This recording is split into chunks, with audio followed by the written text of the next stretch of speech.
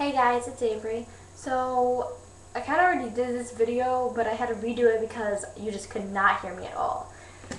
So, I forget what I was gonna say.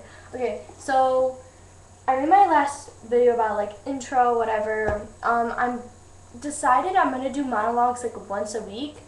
I thought about doing them every day, but I was like, wait, that's way too much. After I realized it's not really too much. It's just I have a lot going on, so I probably won't be able to like write it.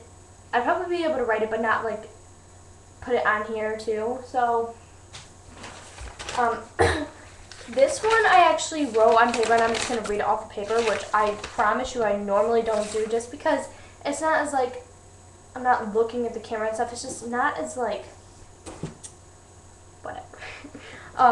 So right now I'm reading this book called The Power of the Actor. Oh my god, great book. I get into it all the time. Yeah, I recommend it for anybody who's like really into acting. I like the meaning of this monologue though. It's really good. It's a sad one. It's called Being Alone. The meaning is like really strong, I think. By the end I'm done. By the time I'm done, I think you guys will understand it, but I'll just kind of wrap it up. I've tried to take, like, I've tried finding acting classes, and you guys might be like, well, after I tell you it's really hard in my area, just Amherst isn't like a well-known area, I guess. When you talk about like Ohio and stuff, Cleveland is really like the best place to go, but I've tried it, gone, whatever, it's just a big mess. So right now, this is the best I can do, and that's about it, I think. Okay, here I go.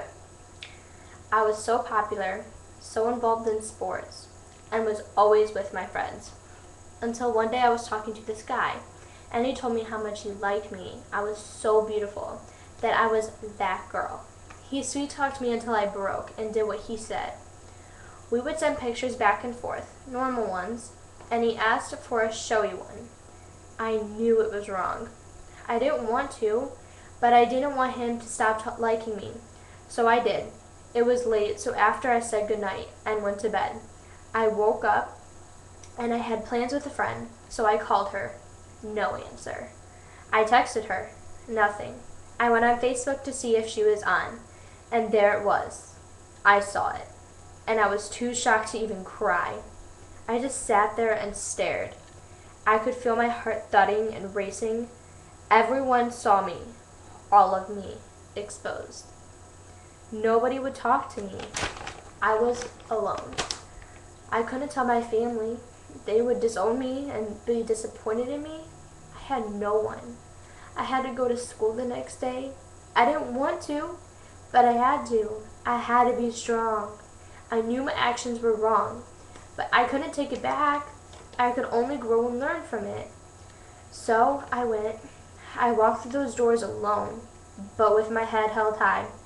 I was not going to let this guy break me. Running just was not an option for me. So after a couple weeks of getting harassed and made fun of, and of complete hell, I stood up in the cafeteria one day and I said out loud for everyone to hear, I know you all have seen my picture, and take a good look, because that's the girl none of you could break. I'm standing here with my head held high. I'm sure you have all done it. You just got lucky and it didn't get out. I'm not a whore. I was just a naive girl who got sweet-talked by a guy. You know how it feels when somebody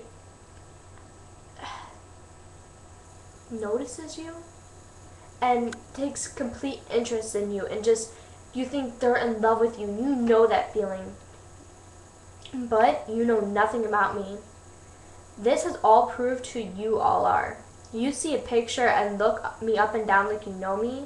My true friends, now where are they? I can only rely on myself. So stare all you want at me, because believe me, a picture doesn't define me. I do.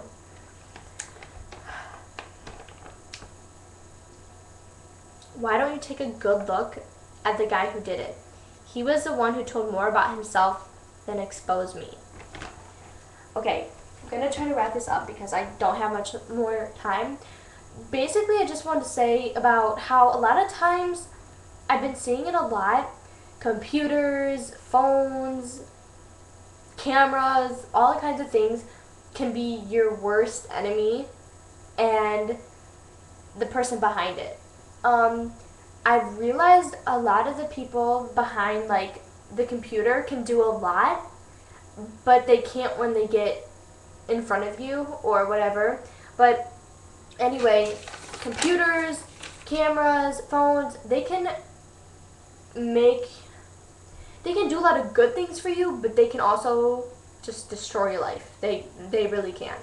Um, and it just shows that your phone and all those things can be your worst enemy. You really got to be careful because there's so many people out there who just aren't worthy of having those things, but they have them anyway, and you just really got to be careful. I guess that's my biggest thing. Be careful, but if something like this does happen to you or you know someone who it's happening to, be strong. I mean, yeah, it's going to be really hard to go through if it gets out and stuff, but you're going to make it, and it's going to make you a stronger, more wiser, everything person, but you can't let this break you. You can't let these people get to you because they're just going to keep doing it. I know you probably hear that a lot, but it's really true, believe me. Okay, so I think that's all I want to say.